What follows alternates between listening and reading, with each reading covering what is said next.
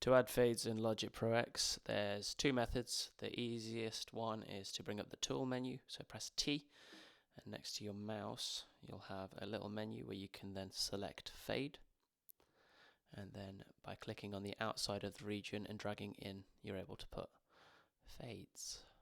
So this is good for stopping clipping, popping. Another method, which is a lot quicker and will apply to all of your regions, is to select them all and then go on the left hand side to the regions box. This is usually hidden, so you have to open the inspector to see it. So press I and this comes up. Open up the regions and it's hidden in the more section. And there we are. We can add a fade by clicking and dragging in. And you can see a fade is being applied over here.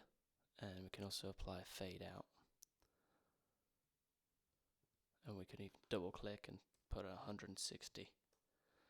And then if we go and zoom in, we can see the fade has been applied.